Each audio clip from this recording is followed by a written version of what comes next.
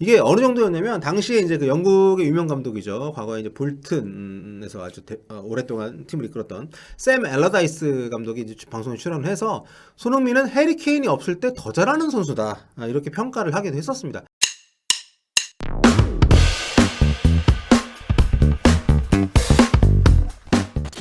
다시 손흥민의 시간이 돌아옵니다. 안녕하세요. 볼리TV 소영입니다.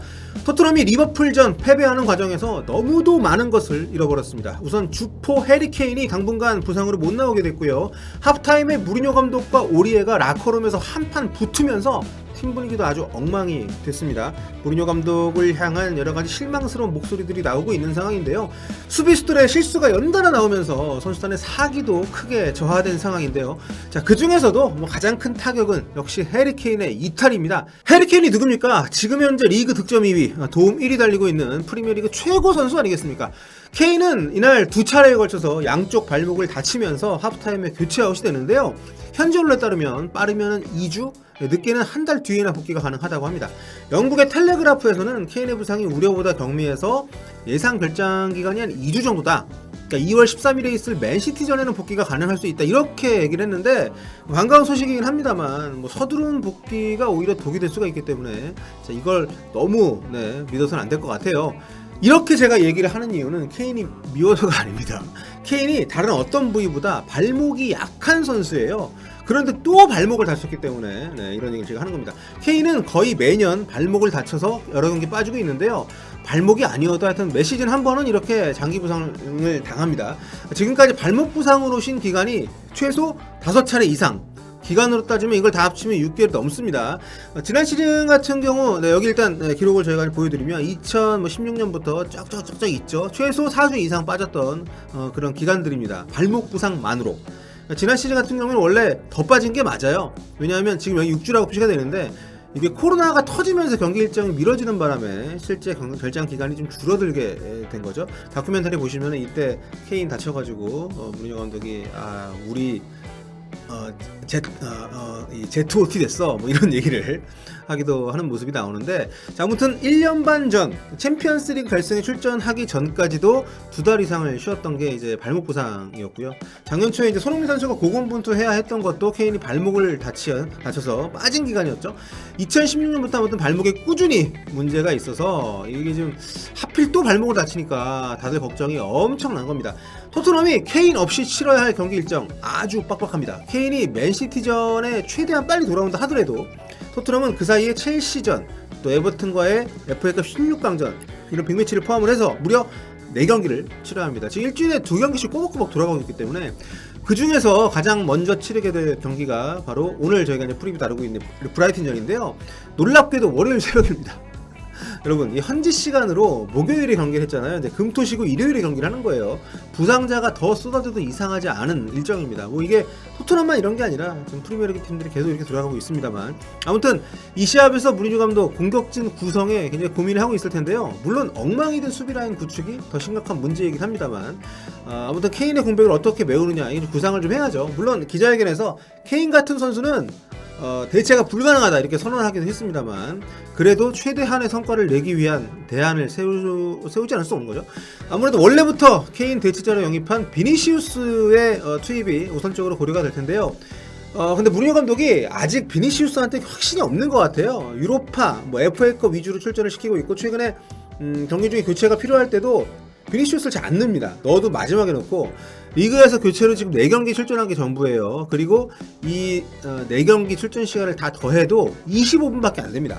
유로파나 FA컵 위주로는 이제 출전을 시키고 있는데, 가장 무난한 대안이고 또 지난 시즌 포르투갈 리그 득점왕이라는 기대치까지 더하면 좀 유용한 카드가 될 텐데, 솔직히 근데 지금 무리뉴 감독이 여태까지 했던 패턴을 보면 기꺼이 선택할 카드일지에 대해서는 의문이 듭니다. 과거에 그 요리스를 케인의 대체자로 투입을 했던 이런 때와는 좀 상당히 좀 분위기가 많이 달라진 면이 있습니다. 그래서 저는 손흥민 선수가 다시 원톱으로 나설 가능성도 꽤 있다고 보는 편이에요.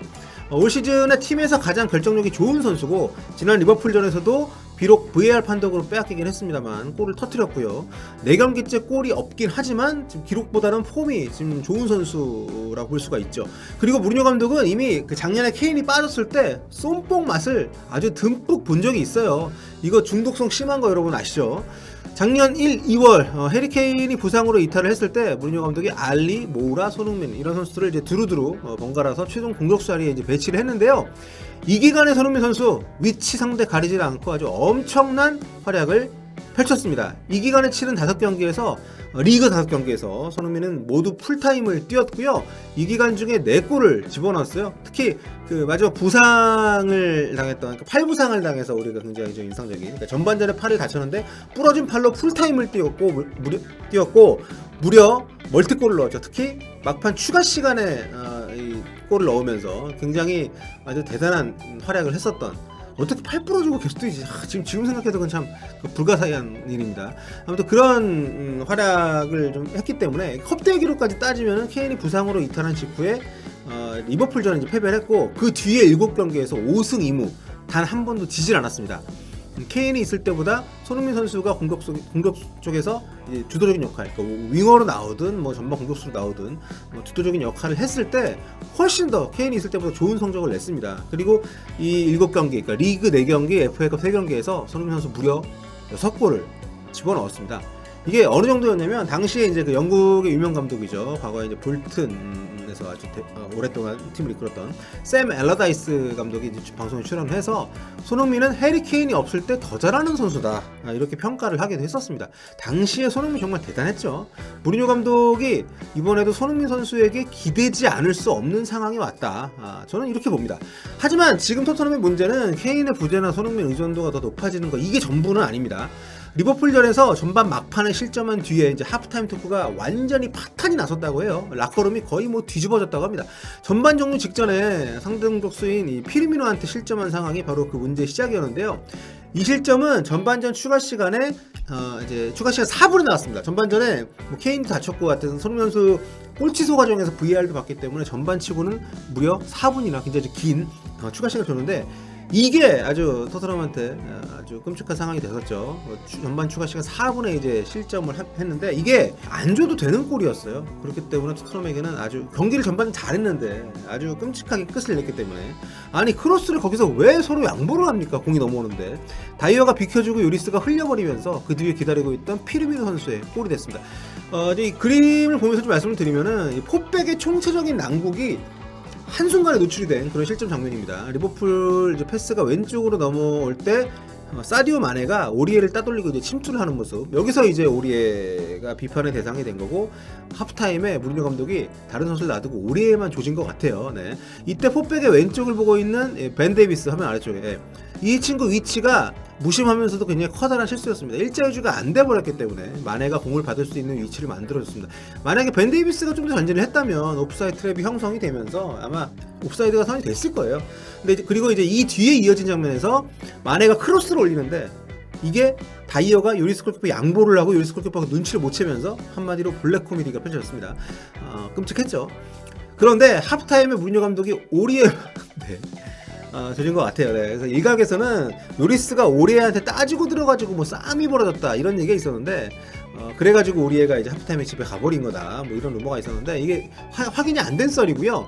이거 근데 되게 많은 토트넘 팬들이 믿고 계시더라고요. 네. 요리스가 오리에한테 또 지랄했다 손흥민한테 그랬던 것처럼.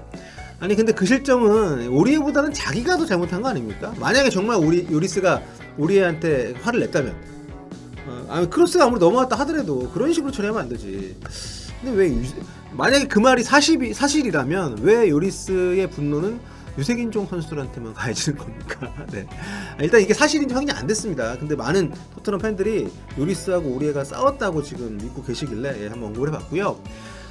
이제 그 썰이 왜 신뢰를 얻었냐면 후반전 경기 중에 찍힌 거라면서 이런 사진이 돌았어요. 네. 요리스 목에 멱살 잡힌 자국. 네. 보이시죠? 네. 그리고 이 사진, 네.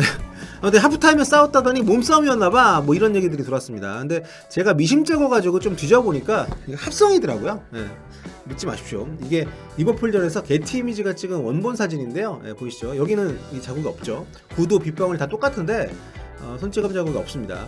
아무튼 지금 현재 언론에서 나오는 얘기들을 들어보면 오리에가 요리스가 아니라 무리뉴 감독하고 다툰 뒤에 교체아웃 지시를 받고 곧바로 경기장을 떠난 걸로 지금 확인이 되고 있습니다. 이게 그러니까 오리의 태도가 잘한 건 아니지만 아무튼 이 무리뉴 감독의 권위에 도전하는 행위이자 라커룸에 실제로 어떤 얘기들이 오가는지 모르겠지만 팀 분위기가 어땠겠습니까? 하프타임에 안 그래도 골 먹고 지금 들어왔는데, 그러니까 게다가 지금 그 주포인 해리케인이 부상으로 못 뛴다고 하고, 그러니까 정말 모두가 패닉이 되는 그런 상황이었죠. 게다가 무리뉴 감독이 전반전 3백, 5백을 썼다가 4백으로 바꾸는 포메이션 변화까지 실시를 했단 말이에요. 교체도 2명이나 바꾸고 윙크스하고 라멜라를 투입을 했단 말이죠. 그러니까 이게 후반 시작과 함께 굉장히 집중력이 필요한 상황을 만들어놨는데, 선수들 경기장에 나가는 선수를 완전 어안이 벙벙하게 만들어놨기 때문에 이게 실제 경기장 상황은 완전히 달랐죠. 후반 시작하자마자 뭐 위협적인 슈팅 연달아 허용하면서 알렉산더 아놀드의 한 방에 무너지고 말았습니다. 0대2가 됐고요.